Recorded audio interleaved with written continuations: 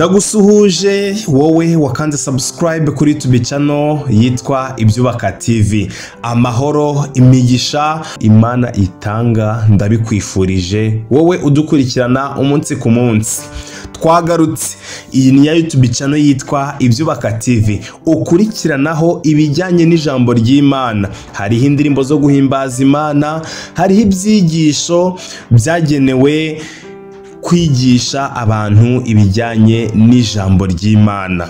Mwibutse ko YouTube channel inyuzaho amateka y'indirimbo zo guhimbaza Imana, cyangwa se za ndirimbo bavuga ngo ni indirimbo zo mu gitabo. Aha tukunyurizaho amateka agiye atandukanye yihishe inyuma y'izo ndirimbo. Twagarutse muri topic nshyashya.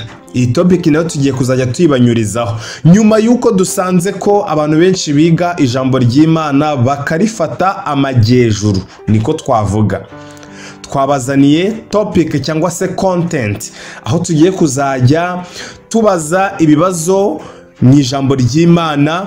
Icyo tuzajya dukora, tuzajya tuguha ibisubizo bine ugomba guhitamo igisubizo kimwe cya nyacyo kijyanye n'ikibazo twakubajije hejuru.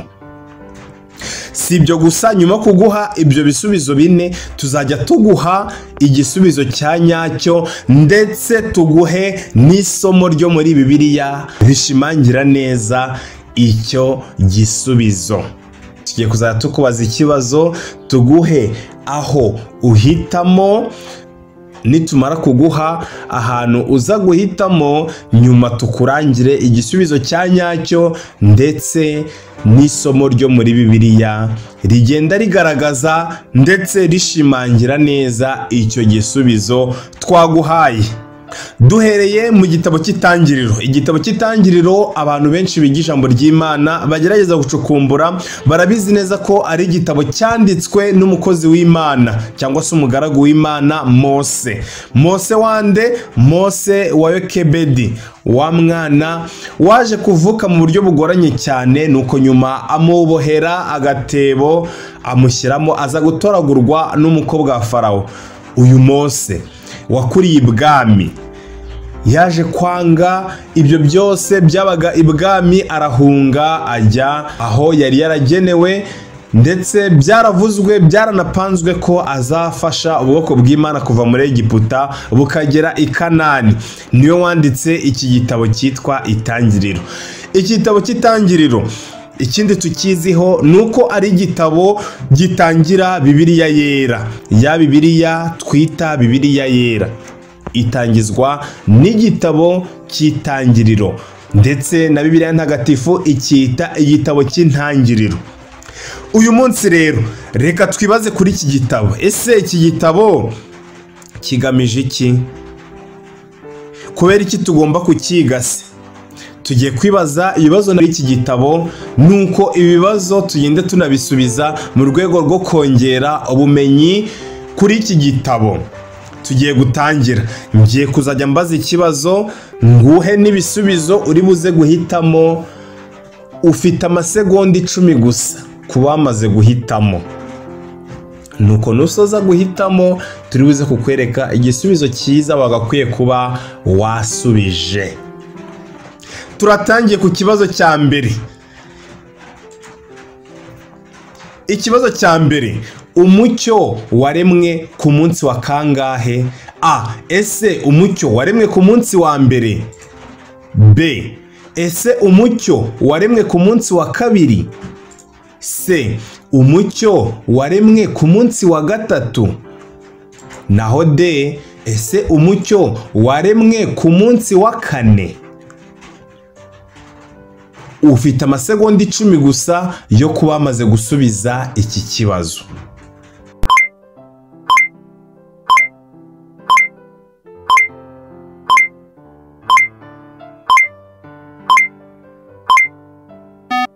Igisubizo ni A. Umucyo waremwe ku munsi wa mbere. Reka turebe icyo Bibiliya ibivugaho. Igisubizo turagisanga mu gitabo cy'Itangiriro igice cya mbere umurongo wa 3 kugeza uwa 5.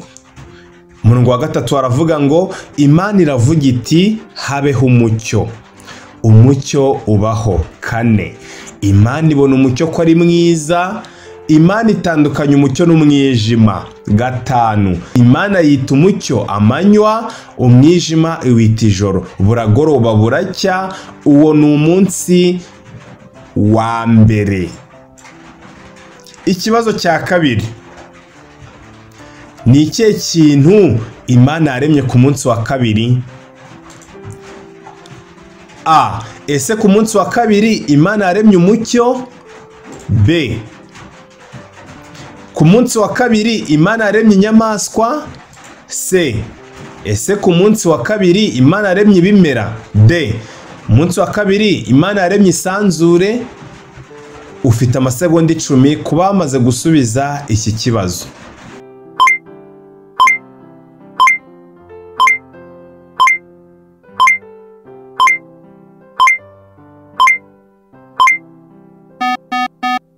Igisubizo ni D. Ku munsi wa kabiri Imana yaremye isanzure. Ese Bibiliya ibivugaho iki? Igisubizo turagisanga mu gitabo cy'Itangiriro igice cya mbere umurongo wa 6 kugeza uwa 8. Haravuga hati 6, Imana iravuga iti habeho isanzure hagati y'amazi, irigabanya amazi n'andi mazi. 7, Imana irema iryo sanzure, igabanya amazi yo munsi y'isanzure n'ayo hejuru yaryo biba bityo. 8, Imana yita iryo sanzure ijuru, buragoroba buracya, uwo ni umunsi wa kangahe? Wa kabiri. Ikibazo cya gatatu, ese ni he Imana yashyize umuntu imaze kumurema? A. Yamushyize muri Egiputa. B. Yamushyize i Kanani. C. Ku musozi Sinayi. D. Yamushyize mu ngobyi ya Edeni. Ufite amasegonda 10 gusa yo kuba wamaze gusubiza iki kibazo.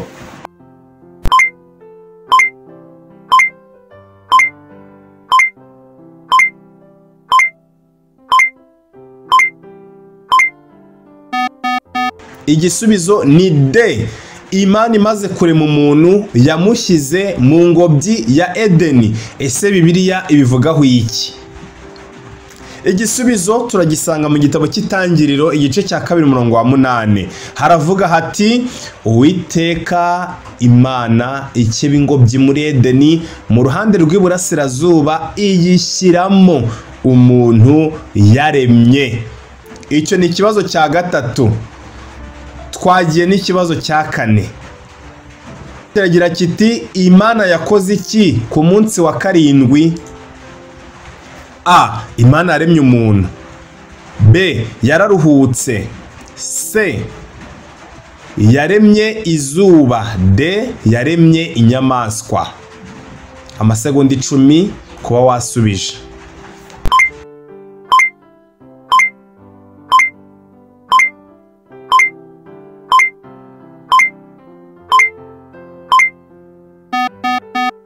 Igisubizo ni B. Ku munsi wa 7 Imana yararuhutse ntiyaremye. Igisubizo turagisanga mu Itangiriro igice cya 2 umurongo wa 2. Ku munsi wa 7 Imana irangiza imirimo yakoze, iruhuka ku munsi wa 7 imirimo yayo yose yakoze.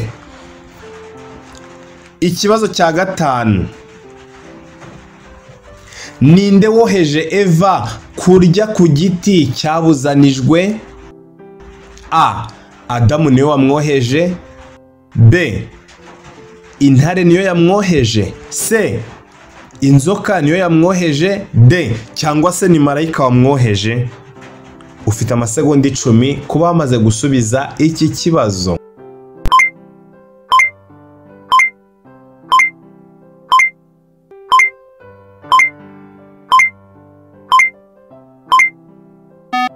Igisubizo ni C. Turagisanga mu gitabo cy'Itangiriro igice cya 3 umurongo wa 4 kugeza uwa 6.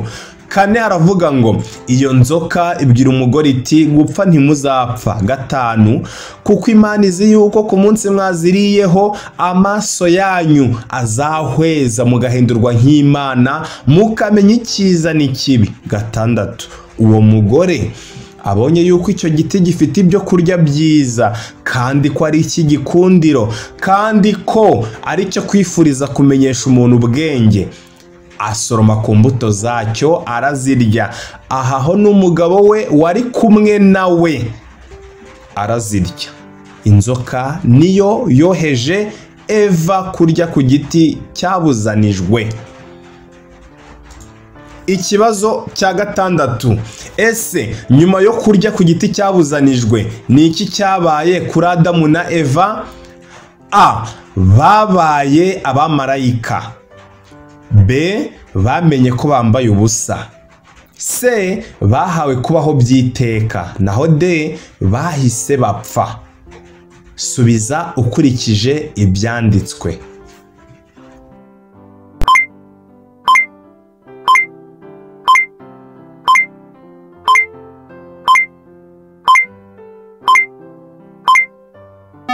Igisubizo ni B. Bakimara kurya ku giti cyabuzanijwe bamenye ko bambaye ubusa. Ese Bibiliya ibivugaho iki? Igisubizo kiri mu Itangiriro igice cya 3 umurongo wa 7 haravuga ngo amaso yabo bombi arahweza bamenya yuko bambaye ubusa, badoda ibibabi by'imitini biremeramo ibicocero. Ikibazo cya 7, nyuma yo kurya kuri icyo giti ni izihe ngaruka batangiye guhura nazo? A. Bahinduriwe amazina. B. Bahawe umugabane. C. Bagiriwe inama. D. Birukanywe muri Edeni. Subiza ukurikije ibyanditswe.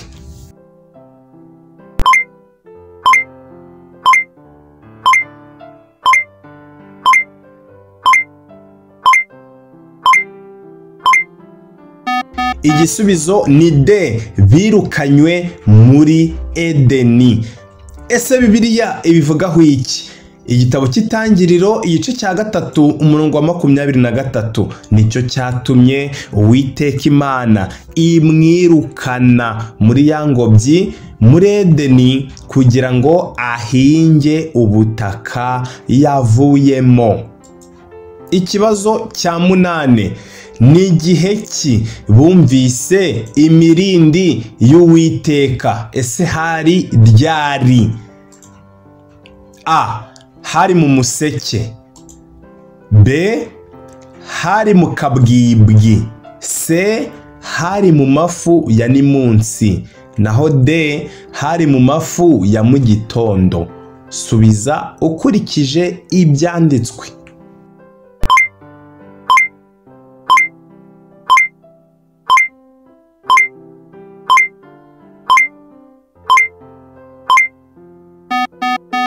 Igisubizo ni C. Mu mafu ya nimunsi. Bibiliya ibivugaho iki? Turabisanga mu gitabo cy'Itangiriro igice cya 3 umurongo wa 8. 8 haravuga ngo bumva imirindi y'Uwiteka Imana igendagenda muri ya ngobyi mu mafu ya nimunsi. Wa mugabo n'umugore we bihisha hagati y'ibiti byo muri iyo ngobyi amaso y'Uwiteka Imana. Ikibazo cya 9, ese Kayini yakoraga uwuhe murimo? A. Yari umwungeri w'intama. B. Yari umuhinzi. C. Yari umubaji. Naho D. Yari umwubatsi. Subiza ukurikije icyo Bibiliya ibivugaho.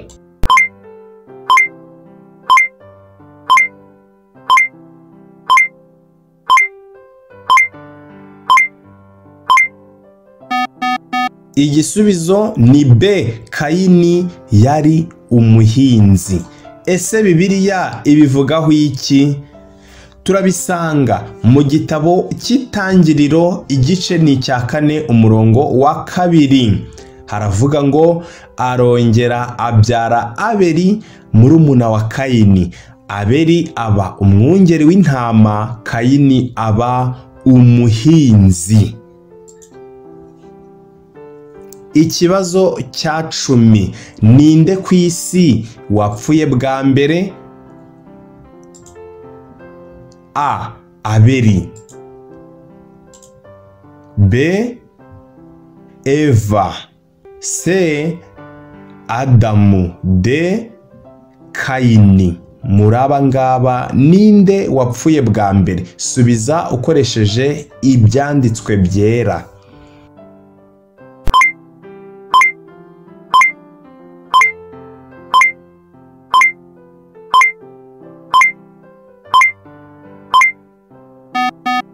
Igisubizo ni A. Abeli niwe wapfuye bwa mbere ku isi. Ese Bibiliya ibivugaho iki? Turabisanga mu gitabo cy'Itangiriro igice ni icya 4 umurongo wa 8. Haravuga ngo Kayini abibwira Abeli murumuna we, kandi bari mu gasozi. Kayini ahagurukira Abeli murumuna we aramwica. Iki gihe byabaye mbere yuko hagira umuntu n'umwe ku isi upfa. Niyo mpamvu Abeli ari we wapfuye bwa mbere ku isi, yishwe na Kayini. Ikibazo cya 11, kubera iki Uwiteka yashyize kuri Kayini ikimenyetso? A. Kugira ngo bamumenye. B.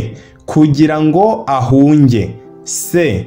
Kugira ngo yihane. D. Kugira ngo hatagira umubona akamwica.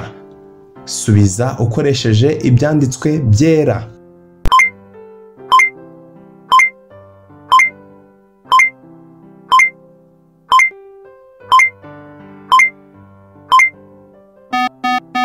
Igisubizo ni D. Kugira ngo hatagira umubona akamwica. Turabisanga mu gitabo cy'Itangiriro igice cya 4 umurongo wa 15. Uwiteka abwira Kayini ati, nicyo gituma uwica Kayini azabihorerwa 7. Kandi Uwiteka ashyira kuri Kayini ikimenyetso kugira ngo hatagira umubona akamwica. Kibazo cya 12, imfura ya Kayini yitwaga nde?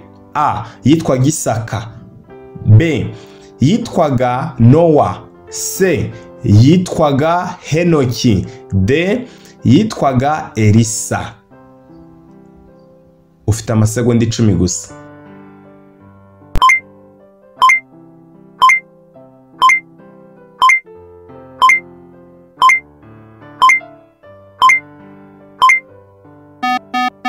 Igisubizo ni C. Yitwaga Henoki. Igisubizo turagisanga mu gitabo cy'Itangiriro igice cya 4 umurongo wa 17. Haravuga ngo kandi Kayini atwika umugore we inda abyara Henoki, yubaka umudugudu awitirira umwana we Henoki.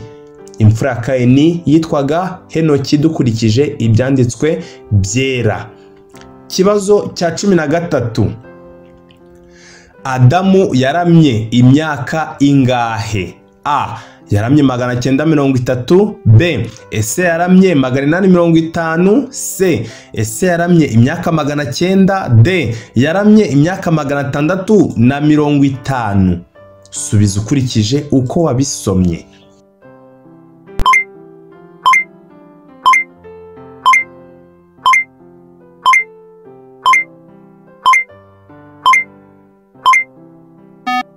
Igisubizo ni A.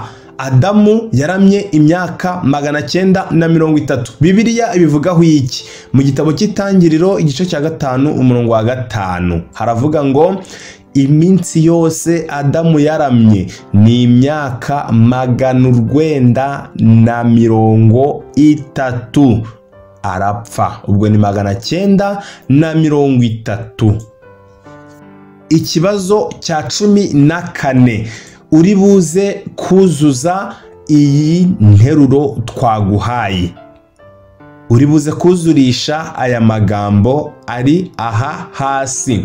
Haravuga ngo iki kibazo kiragira kiti kandi utudomo yagendanaga n'Imana ntiyaboneka kuko Imana yamwimuye. Hitamo rimwe muri aya mazina: A. Adamu, B.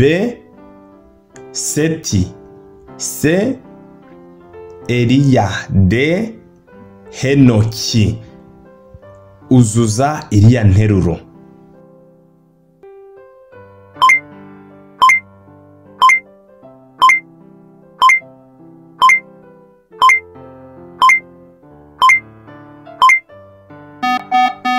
Igisubizo ni D. Ese Bibiliya ibivugaho iki? Turabisanga mu gitabo cy'Itangiriro igice cya 5 umurongo wa 24. Haragira hati kandi Henoki yagendanaga n'Imana ntiyaboneka kuko Imana yamwimuye. Ikibazo cya 15: ninde ku isi cyangwa se ninde waramye imyaka myinshi kurusha abandi? A. Ese ni Adamu, B. Ese ni Seti, C. Ese ni Lameki, D. Ese ni Metusela. Subiza ukurikije uko wabisomye.